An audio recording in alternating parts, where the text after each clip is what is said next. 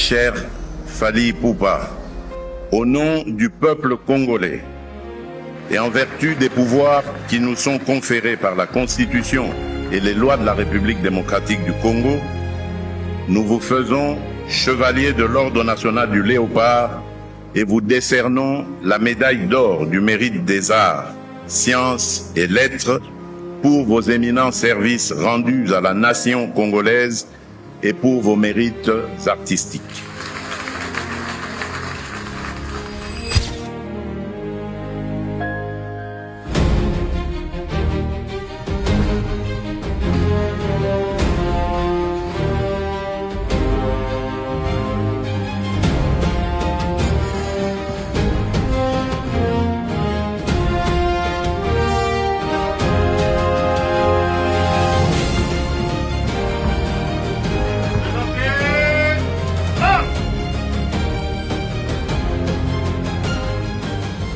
Distingués invités, mesdames et messieurs, cher Fally Ipupa, aigle.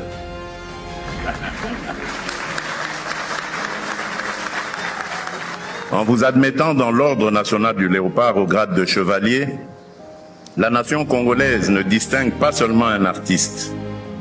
Elle honore un parcours, une discipline, une constance, une œuvre, une voix, une présence scénique et une capacité rare à faire voyager l'âme congolaise au-delà de nos frontières.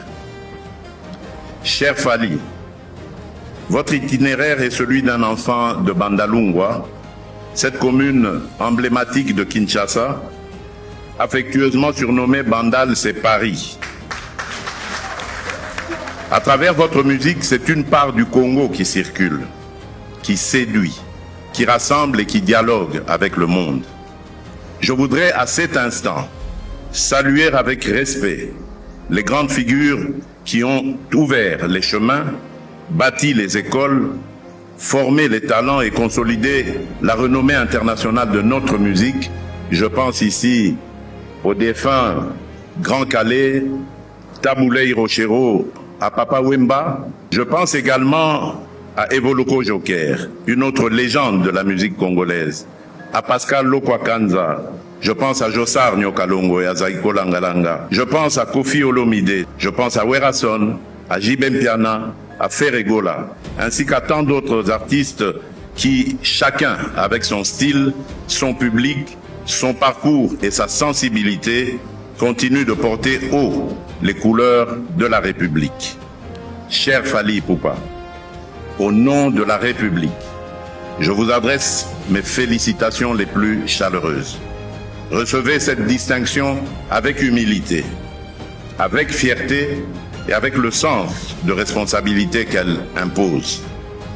Que vive la culture congolaise, que vive la rumba congolaise, que Dieu bénisse la République démocratique du Congo et son peuple. Je vous remercie. Excellence, Monsieur le Président de la République, c'est avec une profonde émotion et immense gratitude et une grande humilité que je me tiens devant vous aujourd'hui pour recevoir cette haute distinction de la République. Je mesure pleinement l'honneur qui m'est fait, étant élevé au grade du chevalier de l'Ordre national du Léopard et en recevant la médaille d'or du mérite des arts, sciences et lettres. Je voudrais avant tout exprimer ma sincère reconnaissance à son Excellence, Monsieur le Président de la République, Félix Antoine Tshisekedi Tshilombo, pour cette marque de confiance et d'estime. En honorant ma personne, c'est la musique congolaise que vous avez célébrée. C'est la culture de notre pays que vous placez au rang qu'elle mérite. Je dédie donc cet honneur à tous les artistes de la République démocratique du Congo.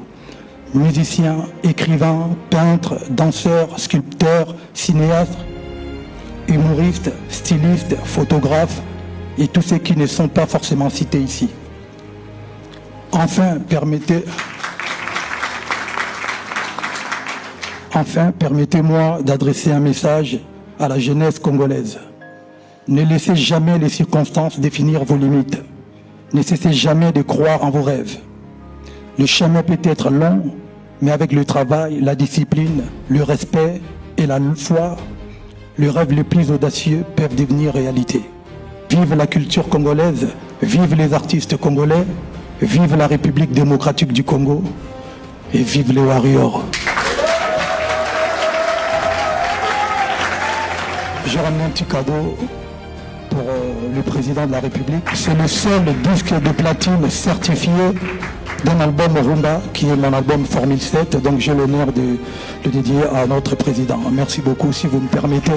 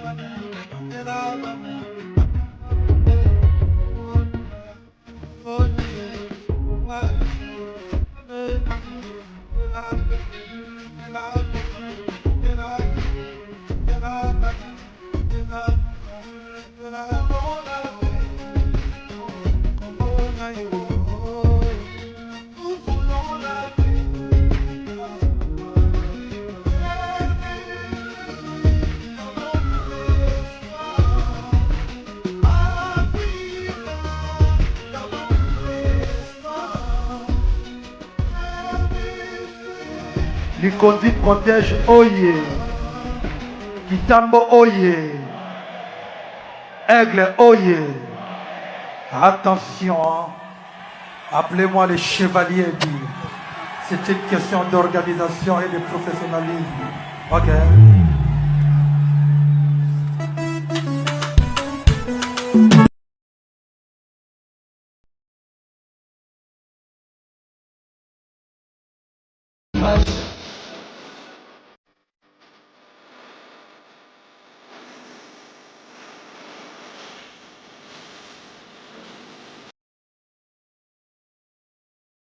Hein? Mais genre, il y a cérémonie oyo. Pour la première fois, on habite dans la période de Mobutu, Mikolo. Je suis artiste, bah, c'est les cérémonies, boy. On a plus de 50 personnes, plus de 50 personnes. Nabi, histoire, il y a chevalier de l'ordre national de léopard, monté inauguré a créé à moi dans Mobutu en 1966. Alors, ils ont babli au moins sacré. Au monde alors Bible, on a quoi dans la Bible parce que dans mon ensemble. Babi, on donne pas les choses saintes aux chiens. Alors sikoyo, bozui ba chevalier de l'ordre national de léopard, bopé son na maboko et on va bozui le sacré, bopé son na maboko mbwa. Mbwa ce qu'on saka na. On comprend les le bien pour tout comprendre. Bon, on a bien il a pas code spirituel. Là on a difficulté à comprendre parce que mais na lobia ba précision propre en fait. La Bible on donne pas les choses saintes aux chiens. Jésus mutaloba. Mais tant on bon fallait à chien. Te falité pour na falité. Ce qu'on a zo ba te na ba boy na bia ce qu'on chef de l'état à Congo. Azu biloko sacré. Biloko za sacré. Monde ezana yasimbiango. Alors ngo ba ki bo pesi makambo na moto yo fali na rien à voir là-dedans. Bo pesi makambo, bo pesi mboka. Bo pesi makambo mboko za sacré na maboko ya moto yo ayebi ba valeur na moto. Donc fallait mériter tes scénarios. Te falité, on se comprend, tu n'as rien à voir na fali, n'a besoin polémique, tu n'as rien à voir fali c'est mon petit. Alors nabi na ba na lié tata oyo. Président oyo. Azu makambo eza sacré. Monde ezana, oza sacré. O ba sala yango depuis 1966. Mobutu ana opesa ngo na ba n'importe qui ba opesa ngo même ata ba Usini Mubarak bazwa ngo ba président ba mboka. Mon bo jusqu'au makamba ngo bo pesa ngo mabuka tata oyo. Falite tata oyo. Tata Félix o. Et mta simian. Et on se connaît na verset wana. On donne pas des choses c'est un chien. Alors pour nanga fali azo mérité eloko yo pour nanine parce que na Congo na biso nyonso eloko le stade de France ezate. Donc ba congolais pour na bango stade de France danse do yango suka na makambo. Mone ba congolais sans ma tenir compte que surtout sans stade na monde entier sans stade kaka ya pamba tobi to classé stade de France aza premier été aza 36e ba stade na ba Espagne na ba Londres likango mais c'est moi qui mérité sous cérémonie na Congo Sénat cérémonie te moto sala on so azata fallait so aseli kamba closon c'est ya niveau beaucoup kaite niveau fala komi oyo moto ko so azata ba ferre ba nani ba tikala ma ba oleka peso te ba ko tikala go mais président tangi komba fera couronner nabia ba ko tikala go tangi komba luambo ba ko tikala tangi kombo ya kofi na lobia tangi kombo ya na bilo ba lo ba ya nyoka longo nabia tangi komba jibia na bilo ba lo ba na te ba ko tikala go couronner mise moko soutenir ba couronner fali ya solo na so vérité o katanga musapi nga obongo katanga so ba sala ngoso sala ngoso te ba sala soutenir so vérité on ça la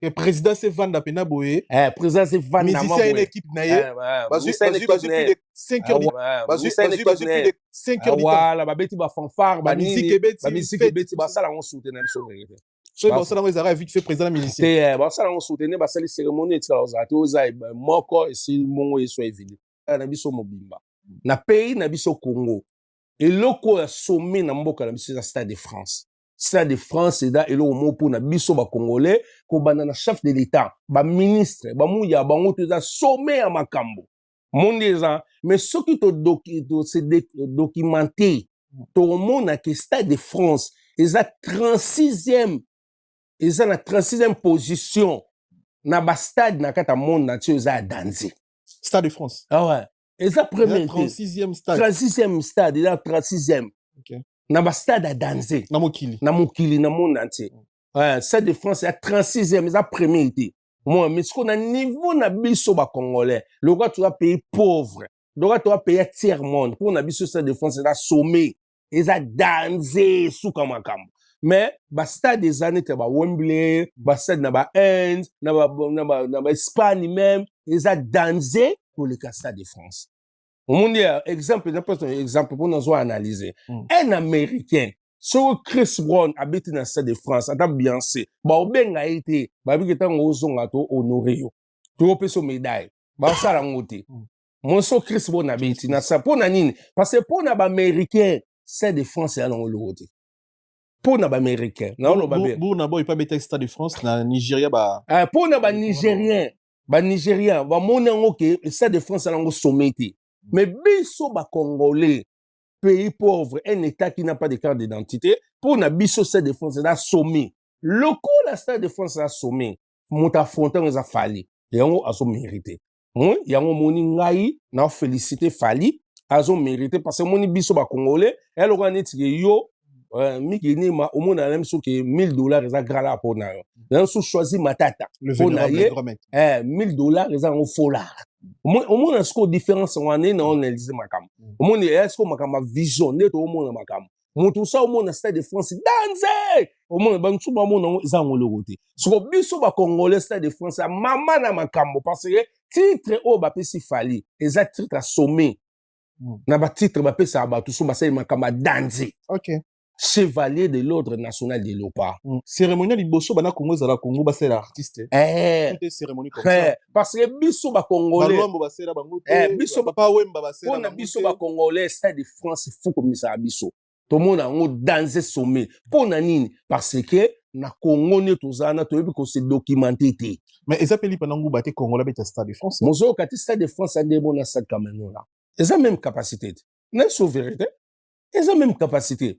Ba congolais makamako se documenter makamako tanga nazo so que c'est un pays pauvre pauvreté à Congo ça la mentalité ba Congo eza 99% bato baza bazoba baza est-ce que Félix ayebi que à part président bon OK président Félix est-ce que président Félix est-ce qu'ayebi que à part Stade de France eza ba stade de l'équipe Stade de France ayebi na été non so vérité yo yebi ay baté pour ayebi te ngazo so vérité ayebi na été yo yebi ay baté Félix ayebi Félix ayebi que Stade de France est sommet ayebi te que non ba stade muso eza ba we na Londres na Barcelone na Espagne na Inde et l'équipe Stade de France na ba Corée du Sud et l'équipe ayebi te et puis Félix Samso ayebi te que Stade de France est cocaïne na Stade Cameroun ayebi na été na so vérité ba ministre muso bazana ba yebi na ba honte moi consommation ya artiste ezala bien te parce que baotya fali baotanga fere batie fere batangi fali fere aza grandeur ya grandeur ekoki kose limite na voix te alors mutu mo na classe ayebi mathématique tous les cours aza faible ma première ndeni il faut équilibrer biso toko ignorer te ke basomba na bavi soki bango basomba bavi biso bito bakosomba bavi wana na analyse na yo ezala ozolobela fere na ndenge ozoloba wana me komatsaka nde kaka bawari nabi edela osha boza gauloise lokola nga toza nga na biso so ba gauloise ma mimi gauloise siko to bana siko koloba makambo ndenge na réalité na normalité des choses fallait abeti Stade de France to lobby pe awa abeti stade na kati ya communauté congolaise mais akiosala aya na kamura abengisi ye devant mindele batu mwindu bala mingi te ayembelaki nini makambo artiste asali ekomi na source eloko biso tolingi yango na omoni azozala na ba avantage mutoka buba na poto akadana influence makasi buba wana omona aya na kamura ana influence badaju bana influence akende kopona ba pilier bato makasi asala bango featuring po eteka ye lisu anticipa yango amonaki da vision yango moni lelo aforcer akeko pona akeko luka bango biso peto pona biso peto basala ndenge moko pona nini nangeza boye c'est que comparaison ya fali na fere esili naomi yo olingi fere abandoke koluka baana kama wasala mo featuring ndenge yo olingi selo yo olingi otala émission premier soin zela otala ba émission fere ya kala idea ya yo olingi siko pe fere asala nde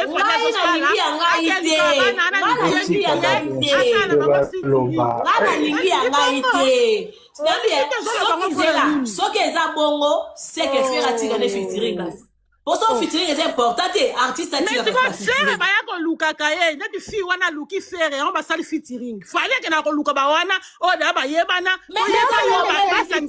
koluka upa eza problème te bwani bo soki fala akende koluka ya problème bwani biso toluki te toluka mpona nini fere azaka na ye te lokola biso tokoyi koluka adversité ya midi eza ndenge na ye yo kokokanisa bato mibale baza ide moko te yo kasi teke falisala makambo na ye fereasalaka te asala makambo na ye ndenge azokende wana alakisa bato libanda ke rumba na Congo ezali baluka ye baloba musicien moko boye azaka na Congo ayembaka rumba baluka ye basala ye featuring enoke ye ake koluka bato bayebani po yeba ye ezalaka te nanga eza nini lokola yakenda koluka pesanga maloba te mama yo mpo alingi fere sikoakelinga ozodiskite na bino okasi nabi tosala comparaison